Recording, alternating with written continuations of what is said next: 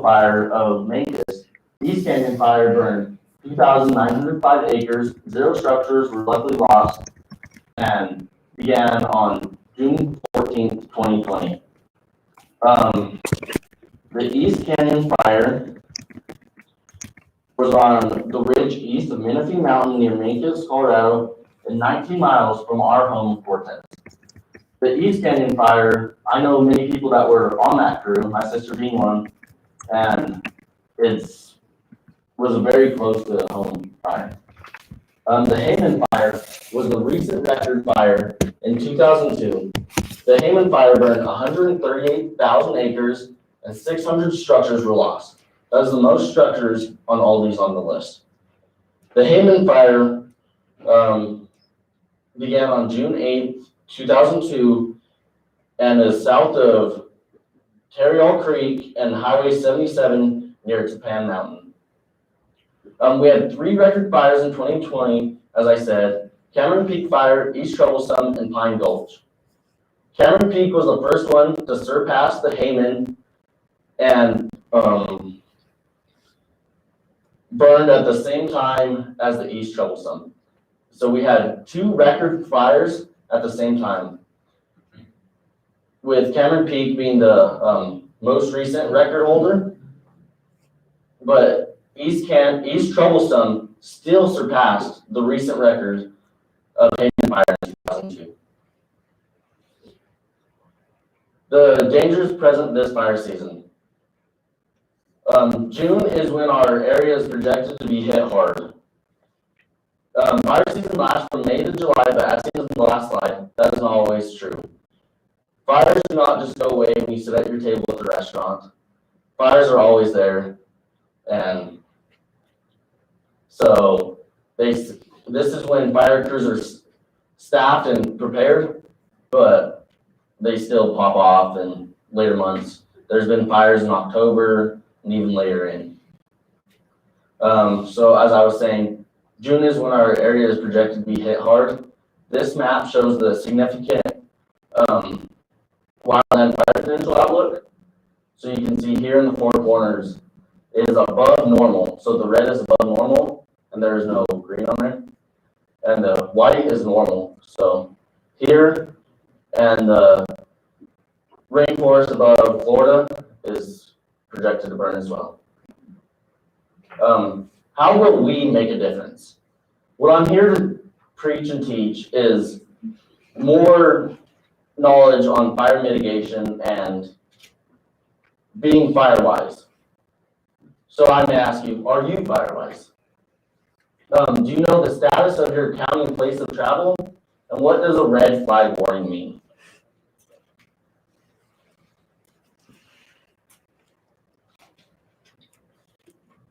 Red flag warning is when a critical fire condition is occurring now and are highly likely: strong winds, low humidity, and warm temperature.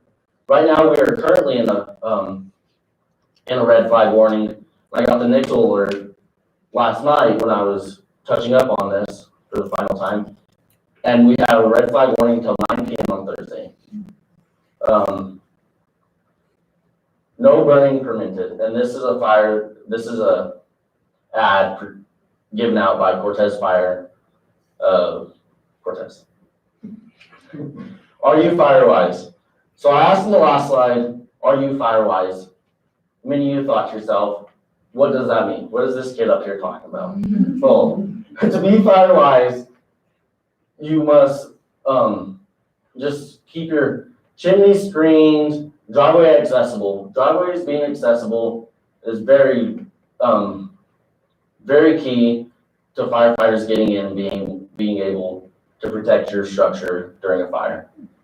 If your driveway is too narrow, limbs could be falling over and stuff, and firefighters couldn't get in, and they're off to the next house.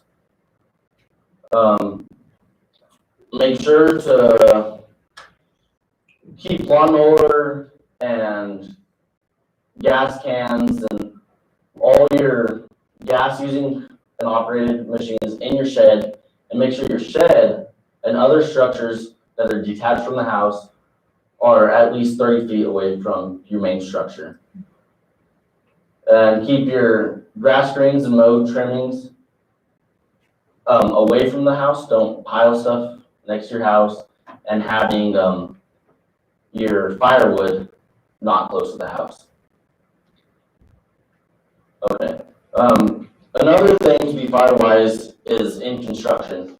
So in the construction of a house, be aware of having your eaves where the roofs connect. That is like a channel, an irrigation canal in a sense, to just dump embers down onto your porch. So do not have an eave where it just channels the embers down onto your porches and structures and detached from your building. So here, this community is not very fire-wise. It's densely populated, and there's a lot of tree and vegetation around all the structures. So, and as I was talking about the eaves, so here's an eave, and then there's a porch just right there. That was not well constructed.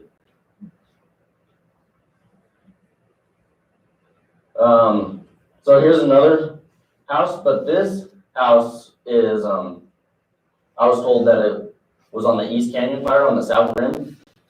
So it's good to show, because this is close to home. I was not here on this fire, but back here, these flames are getting it. So that could be the propane tank back there, or I'm not sure. I can't see on the back side of that structure. But that is a propane tank, that is not very smart. And again, with the eaves, embers can fly many, many miles and still be hot. And if one hit there, down onto their porch, lost their beautiful house. So, this fire here is a creeping fire up towards the house. So it's not moving very fast. And luckily the wind is on the firefighter's side, pushing it this way. So, and these brush here is not very well placed. But now, luckily this house was saved and not burned down. We're excited.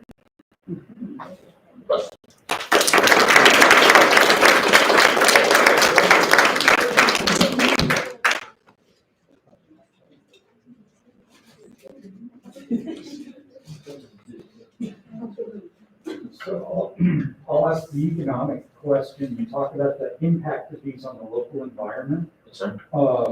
We will devote a ton of resources to save structures and homes. Mhm. Knowing that some communities are not very fire-wise, and that other people deliberately choose to go live in the areas where we're gonna have to defend the heck out of their home if there's a fire event. In that wildland urban interface. It won't be popular, but should those people pay much higher property tax? Yeah, actually I do. Thinking about, so taxes go towards providing for first responders and that, and they're more likely to use it in property tax. So yes, I believe property tax may be higher for people that live in that wildland urban interface. And I do know that there's special insurances, and we do have a local guy that he owns a fire truck, and when a fire is through your area, he comes and protects your structure. So there is insurance agencies that you can individually purchase for just your structure. And back in the early 1900s, that was the same case for structure homes. There was fire badges. Everybody had the insurance, and firefighters would come up, and if their fire badge wasn't on that house, it wasn't their property to save. Bust out the marsh house. Yep.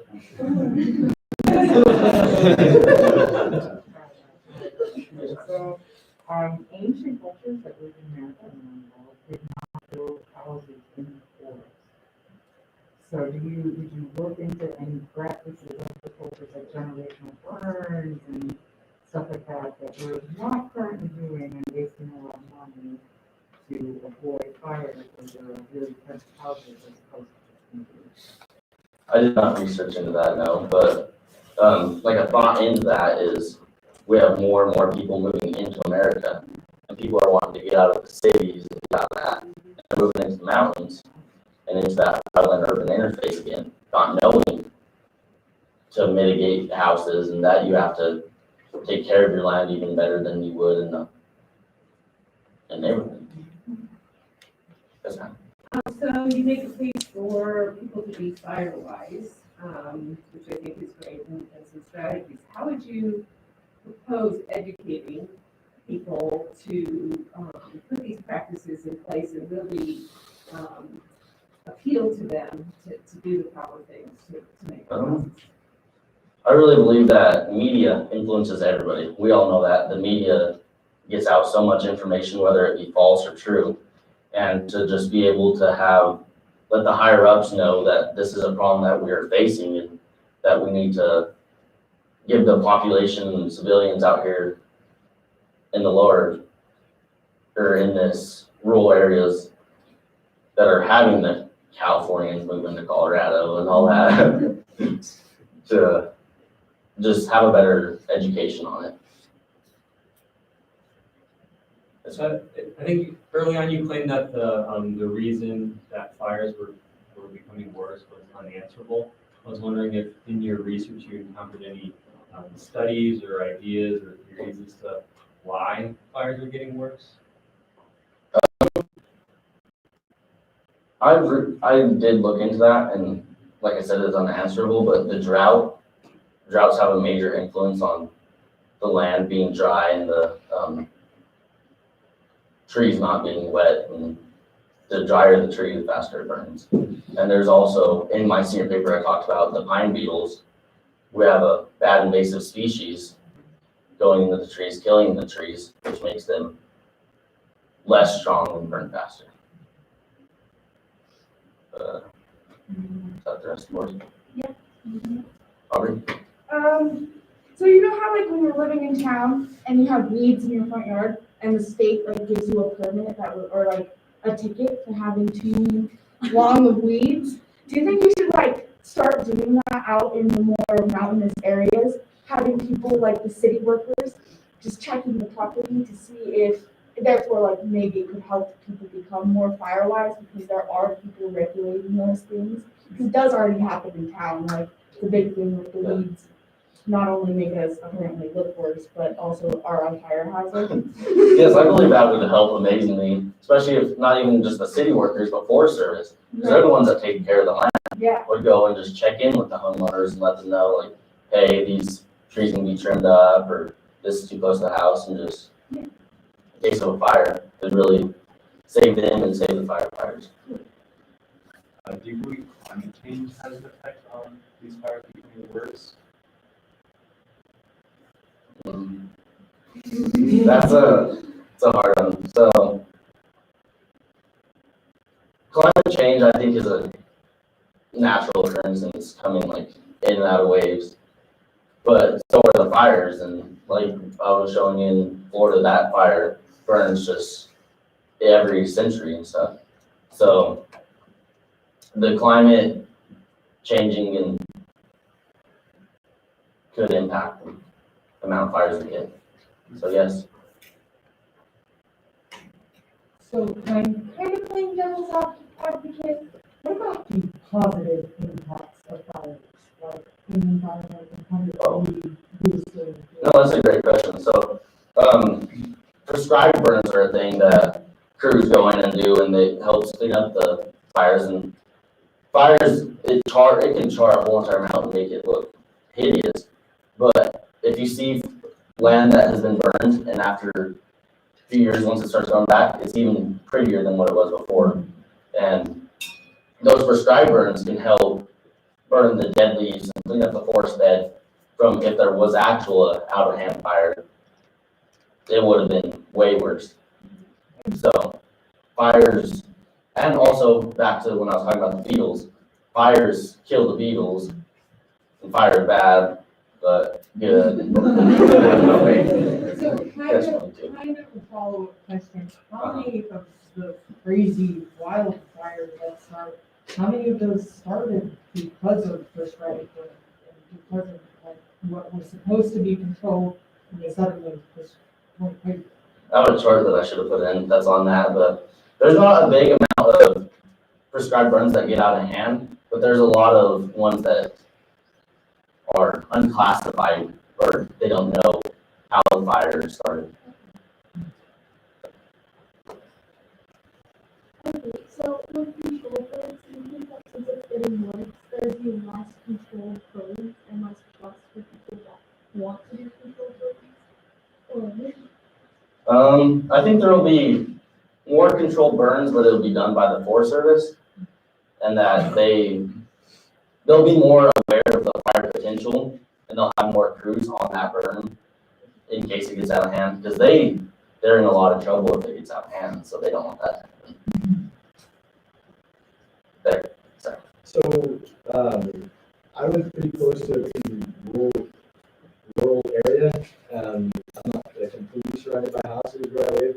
If there was a fire that came up and there was a chance that embers or the flames came through the house, what is a way that I could like help prevent it so that firefighters can focus more on the burn or other people's houses that are already in fire? I guess my question is how can the public help first responders and firefighters so that they don't have to carry as much on their shoulders? The big thing that people can do to help firefighters is keeping your gutters clean, along with having those eaves and everything. Your gutter, if they're clean, then the leaves and everything that are inside of there couldn't spark up. A lot of home fires that are near wildfires start because the gutters are the first thing that catch on fire from embers, just catching right in there. And you could keep a garden hose close to your house, up to 100-foot garden hose. And before you leave your house, you could start that and just become more firefighters and have a better education. I was just gonna ask, I see a lot of farmers and stuff doing their own controlled burns in front of their property all the time. Is there any permit that you need to do that, or is that like something that they should not be doing? Yes, exactly. So, you do have to call into dispatch and assure that you are doing a control burn and let them know you can't just especially during a red flag warning, you can't just go and burn in case it would get out of hand. Yeah.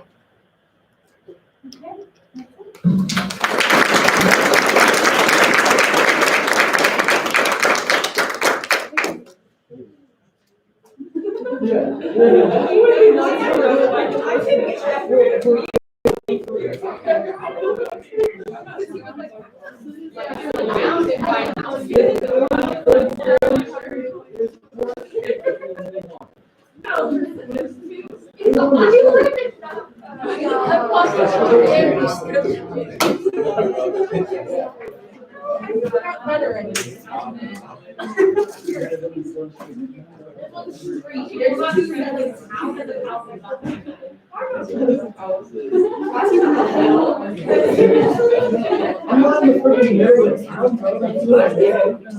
Yes, you are. Yeah, you're surrounded by houses, dude. I've got 2 rows of houses, and then it's not. There's 2 hours.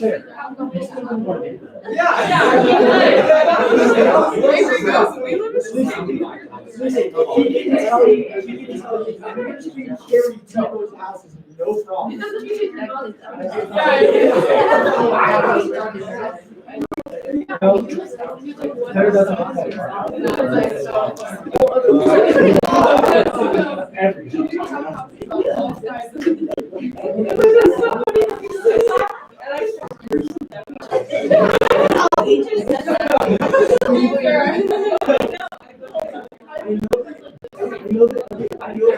I know that when you present when you get an easy question, it's like, oh, I nailed this one. So I was like, hey, I'm giving him a question. Oh, sure. Yeah,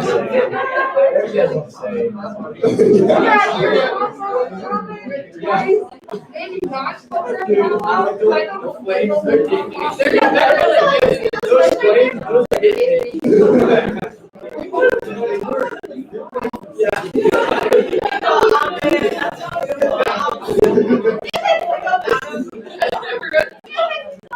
You see the east, it's dead. It's off the house rock.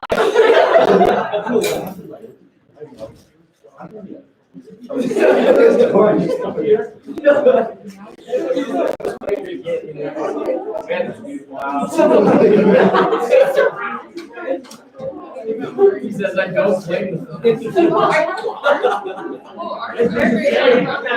Those flames are. I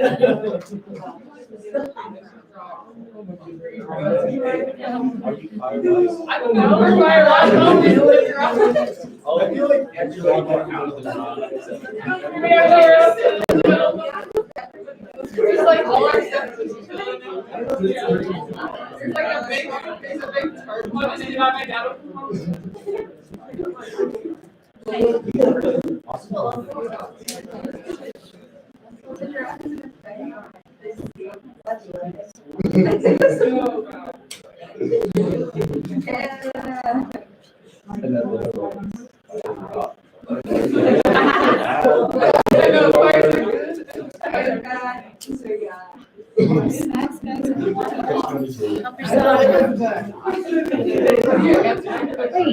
How are you? Good, how are you? Good.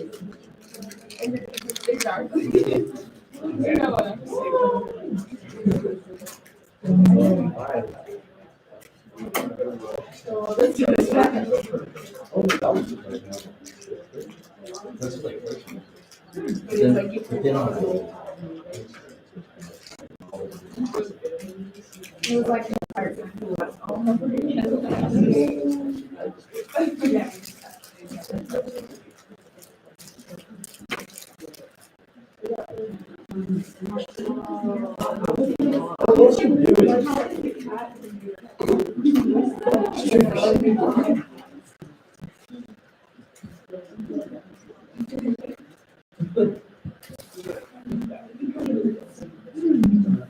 How you doing?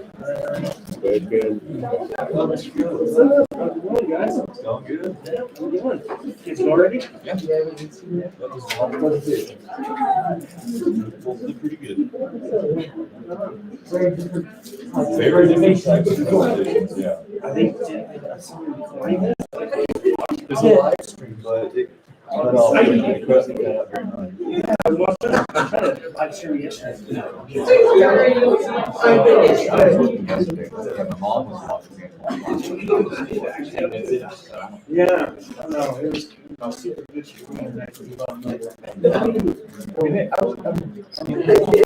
They are. Yeah, normally. Yeah. This problem.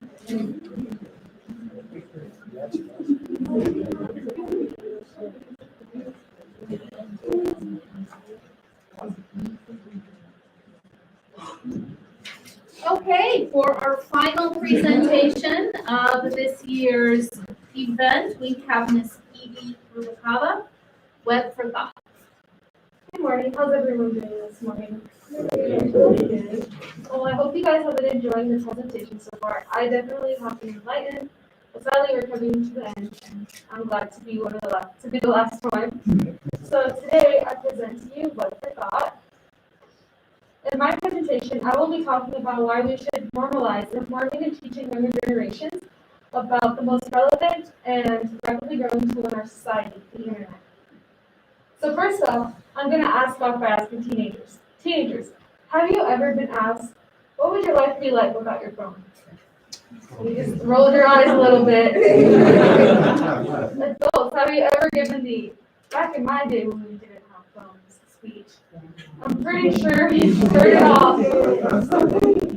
Nevertheless, the internet is a growing tool in our society, especially due to our recent pandemic, in which we had to rely on the internet for basically everything, including work, educating ourselves, entertaining ourselves, and communicating with others. pandemic, our data usage actually increased by 47%.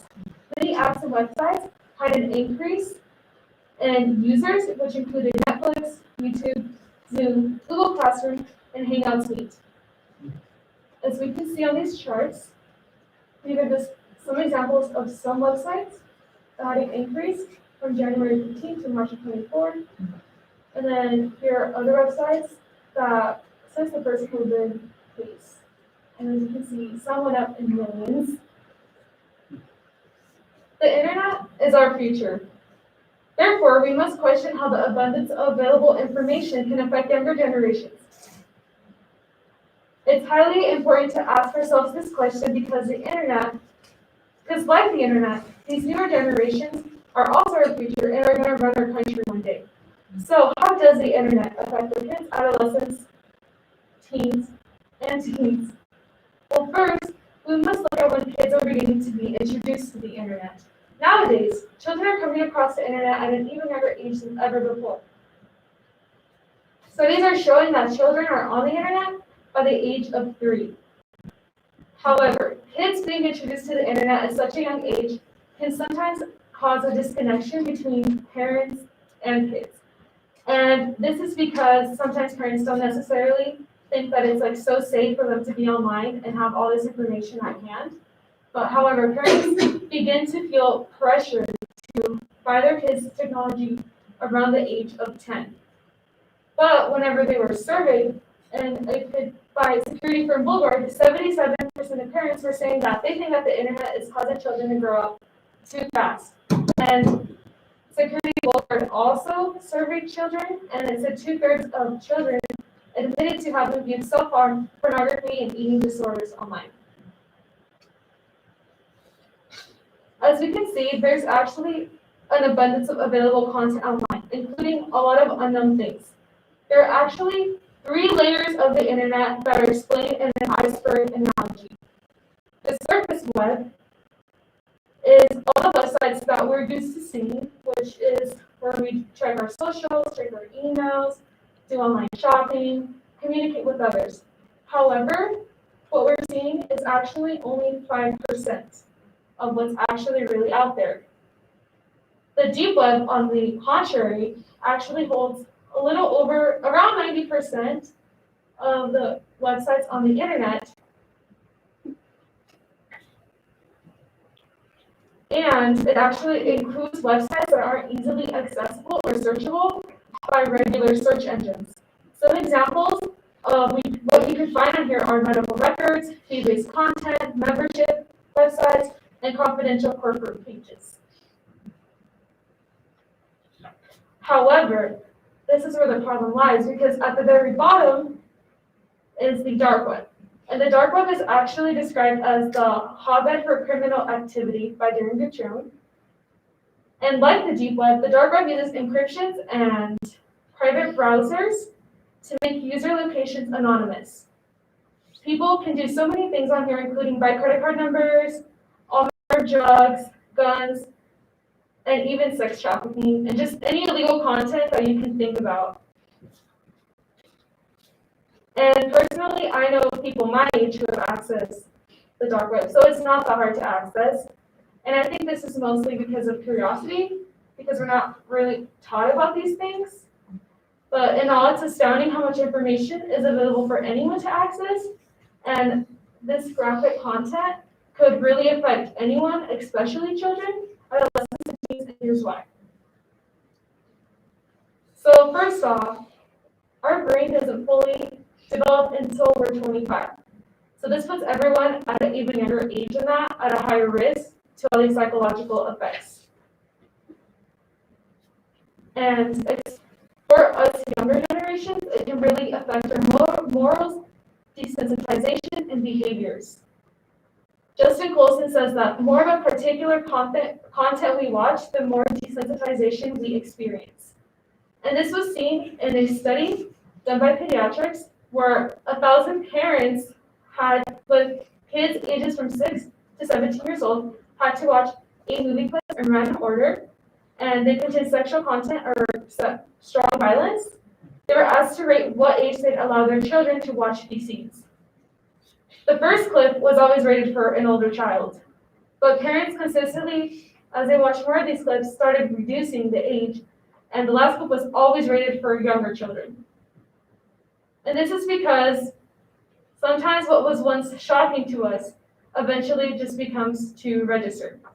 And some may describe content like this or compare it to like drugs, because the more sexual violent content we watch, the more we're going to take in to get the same shock factor the next time.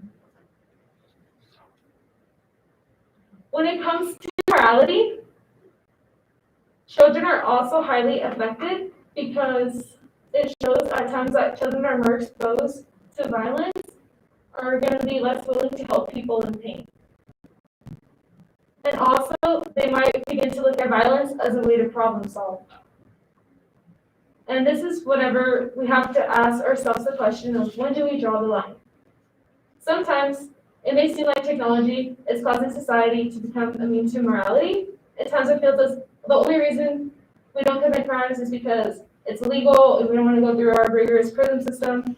But there's places online that help glorify, fantasize, and practice these crimes, such as like the dark web, violent video games, violent movies.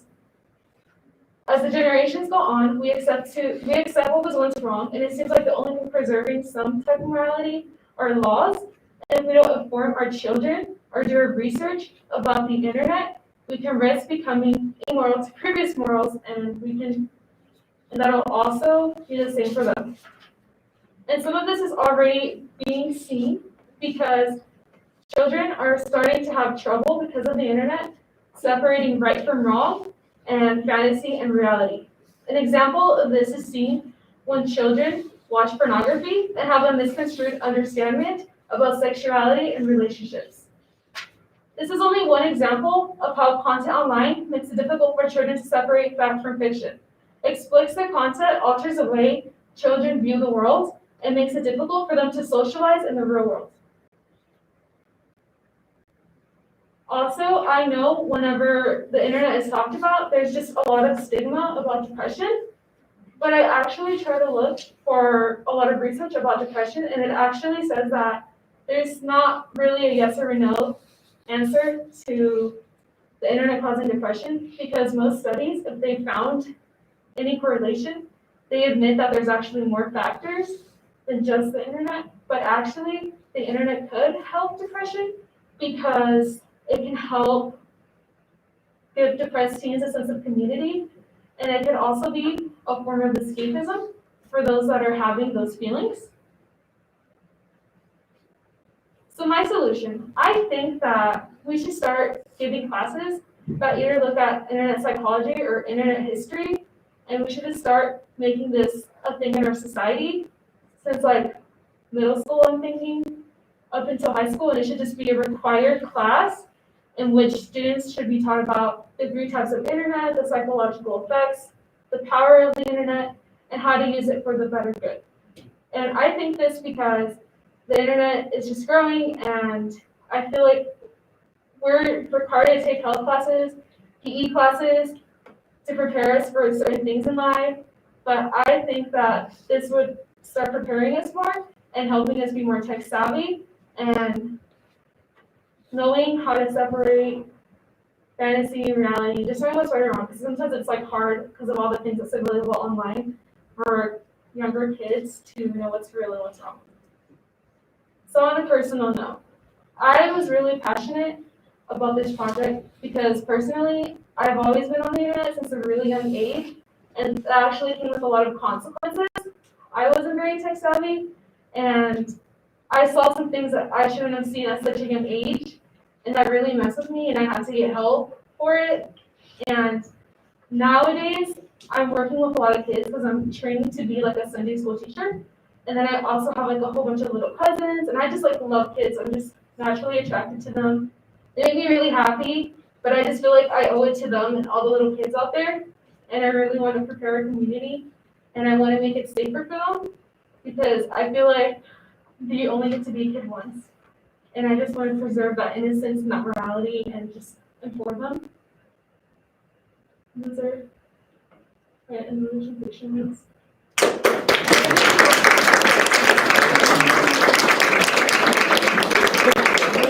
I really hope this presentation meant something to you guys. It means a lot to me, and I'm open for questions. I'll play the devil's advocate here. Okay. It's kind of open knowledge now that the CEOs of the big tech companies and their programmers won't let their kids have these devices and send them to schools that ban them. When our country first started getting industrialized and we figured out how to distill alcohol on huge scales, we didn't have drinking ages or many alcohol laws. Do you think the newness of the internet has let something too potent get into our society too quickly? And maybe there should be some age restrictions and tighter controls more than a quick introduction to all of this? I feel like that would actually help, but I do also think that we should be taught and there should be a class and there should be some restrictions, because I feel like not informing kids enough about the information or how to separate right from wrong and everything is going to be really difficult, because they're going to have to figure it out on their own. And right now it's like really hard to be on social media because something could come up that is like highly graphic and like you didn't want to see. So I feel like maybe there should be some restrictions, but there should also be like classes to prepare us for everything. Since you're interested in going into education, especially with young people, at what age do you think this would be appropriate to start opening the window of technology to a young mind? I was thinking around like in 5th grade, because that's also when they start doing like all the health programs and like DARE and all that. And I feel like it would also be something to incorporate. What do you, Go ahead. what do you suggest we do, or like parents maybe or teachers before 5th grade then? Like, do you suggest like preventing children from just using the internet at all, or like a highly monitored approach? Yeah, I think we should monitor, but also I feel like it should be like a communal thing. And I feel like all the community should do the research and they should all like really know what's out there, not just parents or schools. I feel like it should be like a teamwork thing. And yeah, that's just what I think. I just feel everyone should be informed and like monitor their kids before they really start learning about all those things. I recently heard a talk on identity theft, and I'm just wondering what, if you've done any, if you've looked at that and sort of how much of a concern that would be to say people your age. Mm-hmm. Well, I didn't look too much into it, but when I was looking into like the dark web and everything, I know that identity theft and all that is really relevant there. And many people that want to do illegal things such as that, like steal, I saw even steal like Netflix accounts, credit card numbers, all that, they could like just easily do that on the dark web. I have a question. When I was a kid, the dark web was called the black market. What is the difference between the dangers that exist on the dark web and what existed in the 1980s? Well, actually, the dark web is actually increasing. I was reading articles about how the more dangers are actually increasing. I think it was like 4.6%. Nowadays, Crime in America has actually decreased outside of the 2020 pandemic pretty exponentially since the advent of the internet. So how does your argument flux with the idea? well, I feel like people are finding more ways to get away with crime, especially with the dark web, because it's like not monitored, and like a lot of people use that as an outlet to not get caught instead of going out into society and doing it. And that's why I was asking like when can we draw the line, because there's like places like that where people can like find a way to get away with it, but then in society like nobody, you'll go to prison and stuff. So it's just like that disbalance. Anyone have any questions? Okay, let's go to the next audience. Samantha. So you were talking about how you think that kids shouldn't start learning really about the internet until 5th grade, but we have like online schooling. You see programs for all the time, where it's kindergarten up to seniors. So if kids are using the internet at such a young age, don't you feel like maybe we should start teaching them about the internet, a little bit, sooner than fifth grade since they're already using it, even if it's just for schooling? So I know in the pandemic that was an issue that was brought up, but I'm thinking now with the way things are going, kids won't be online as much. Hopefully. I don't know, but okay. Yeah. Like, has it socially impacted kids? If you're saying they're getting introduced to the internet at 3, I think is what you're saying. But same thing with like, if we're giving them it at the age of 3, but then we're not talking to them about it until they're 11 or 12. Like, how does that socially impact them if they've always known? It actually does. I was reading a lot of articles where it does really affect them because they could see something that they're not really ready to see, and it'll like alter their perspective. And it's like maybe they might know more than their peers, and like it's hard for them to connect in society. Sure. Alright, so in your presentation, you talked about desensitization, and me personally, I play a lot of like violent video games, and I have for years. But I find it hard to like, when we lose a chicken or a duck at my house, I take that really hard. And I feel like I'm a very sensitive person, and I've seen many articles about how video game violence and other stuff like that has no correlation between like actual violence and stuff. So what are your thoughts on that? Well, my thoughts are that I do believe that everyone's different, but the articles that I was looking at, obviously it's not going to measure every single person because everyone's different, but there was a lot of trends with people being desensitized because of all those things, especially like that one, or even parents that are like older than 25 are being desensitized to all those clips. Like duck So I know that the dark web is where a lot of criminal activity on the internet happens, but going back like a few months, there was a guy who stole like almost $1.5 million from a guy's bank account, and then using Venmo split it out to other people in the separate amounts and then store it back so that it wasn't trackable. And so I'm just thinking like the dark web isn't the only place where criminal activity happens in technology. So how do you stop people from, or how do you monitor the dark web? What should we be doing to monitor the internet so that? I don't feel like us as regular humans could really monitor something so big.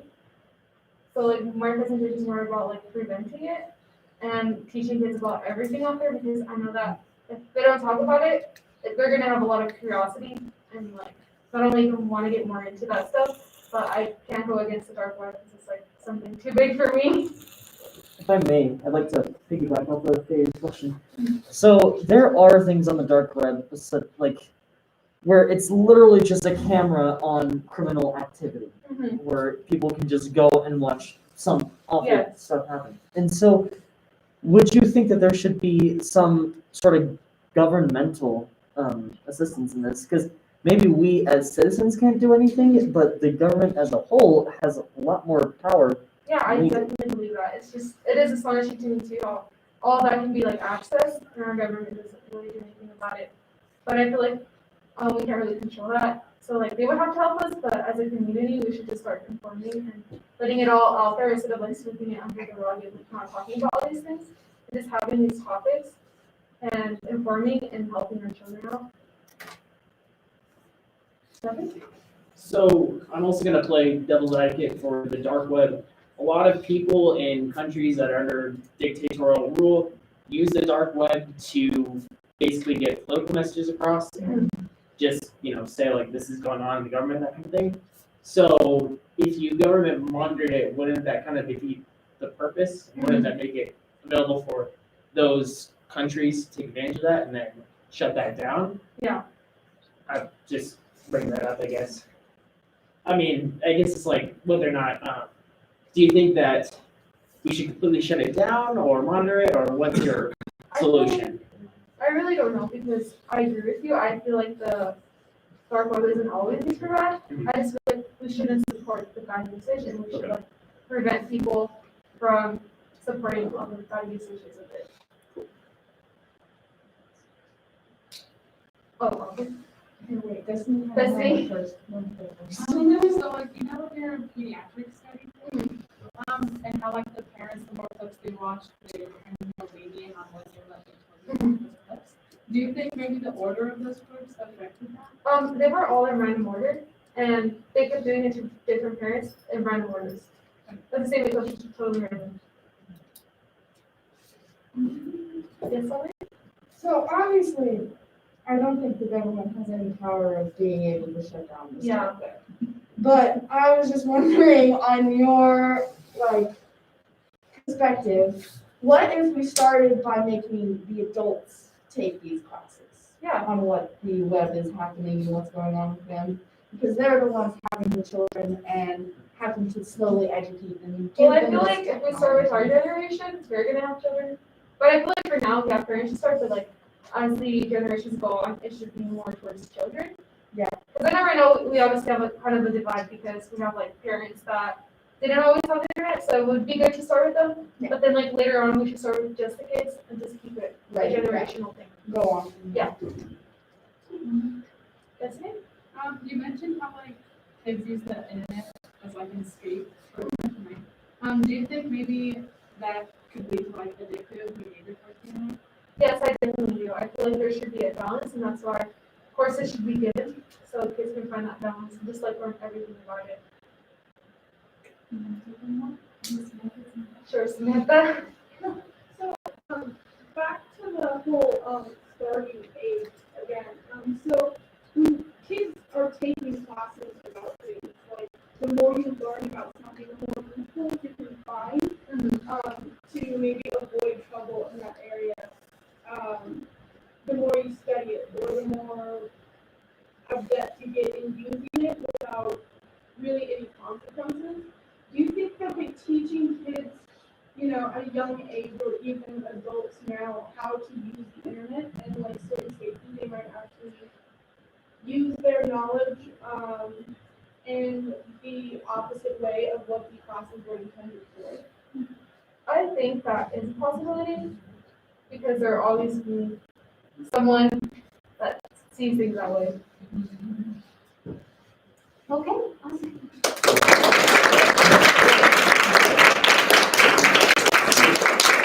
Thank you so much for coming to the honors diploma presentation this year.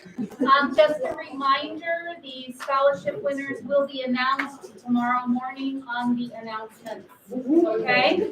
All right. You are free to go. You are cleared for morning classes, but not for afternoon. Okay? I'm sorry, Chris. So, You were talking. question, if I just don't show up, Yeah. what's the plan? You're not gonna be there on Tuesday, right? I hope that there's a recording and like watch it. Yeah. pretty sure. Recording it and then uploading it. So, I wonder if we just, maybe it's taking a while, but from research that I will do, we can find enough geological repositories for it's not really like, I think that nuclear should be subsidized with other renewables, so, you know, I think that'll be a problem if we are using 100%, but, yeah, so that's my take. Yeah. Also about the radioactive decay. So when it comes to radioactive decay, I used to take it in.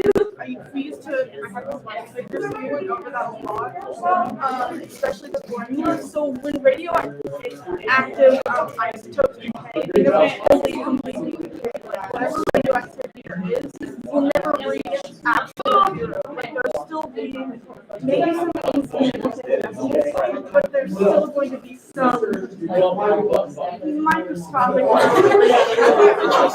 constantly building up what we're putting in the stores. Do you think that it might become a problem, especially how long it takes for it to reach that information?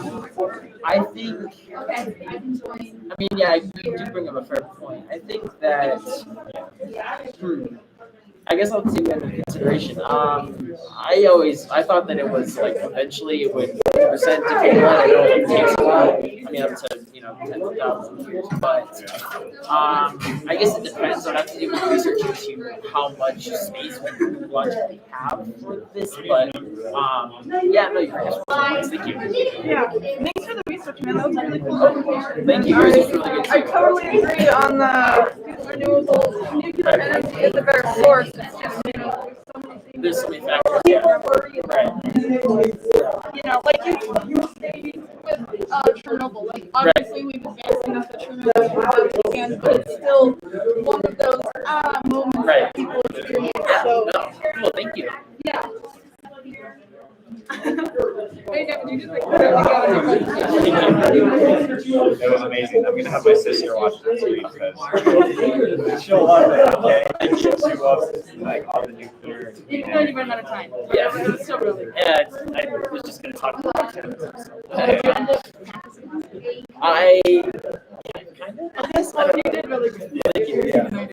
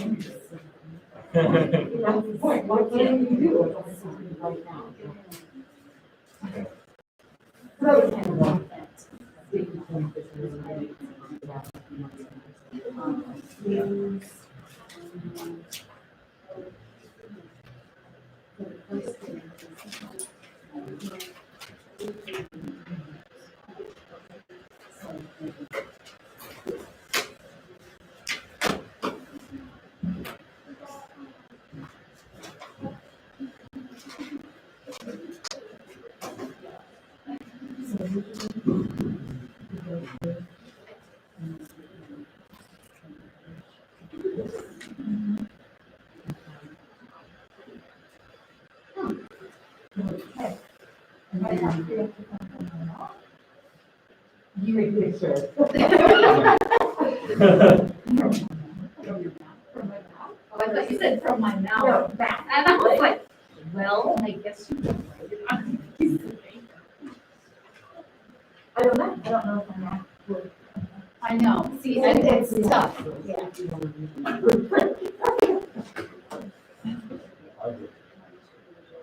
The first one. and Well, I guess I Find out think baseline. Right, or the number, I don't know that. Yes.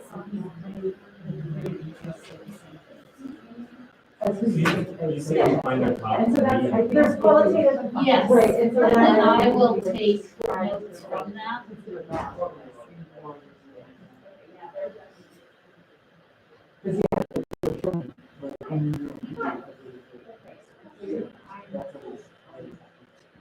Yeah, there's some things that I can do.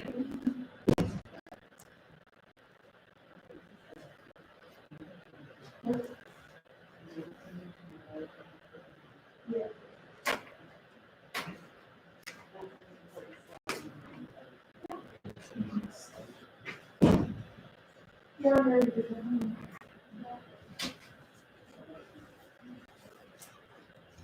So it just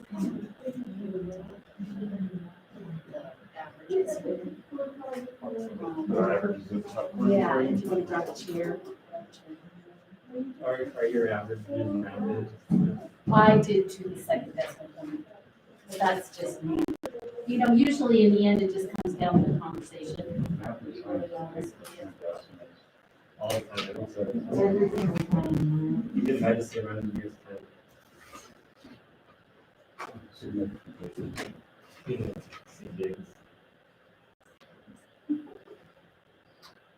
Clarify, are these averages just for our top three or for? It's up to you. I do them all just so the kids know what they ended up with. Because these go back to the kids. I'll collect these from you today. So we're trying to, okay, I'm gonna do my technique. That's fine, just worry about next time. If you want to just look at your top three, that's fine.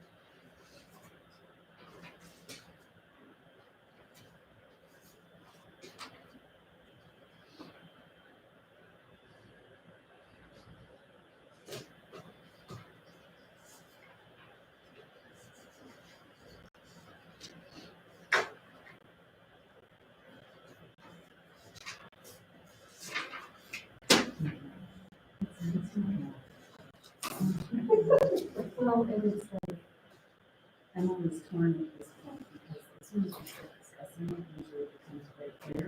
So then I don't. Yeah, and so then it's like, and it's like, but then I'm like, okay, for the data people, maybe they're gonna want this, you know? So I'm just not sure. Every year, it's cycles and I think that's one, like, if you got the meeting,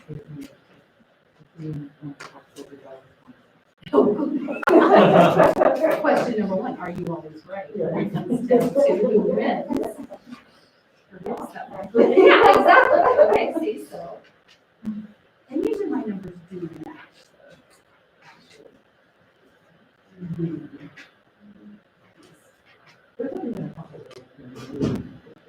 Yeah. So that's, yes. So it's $1,000. It can be given if you have a strong winner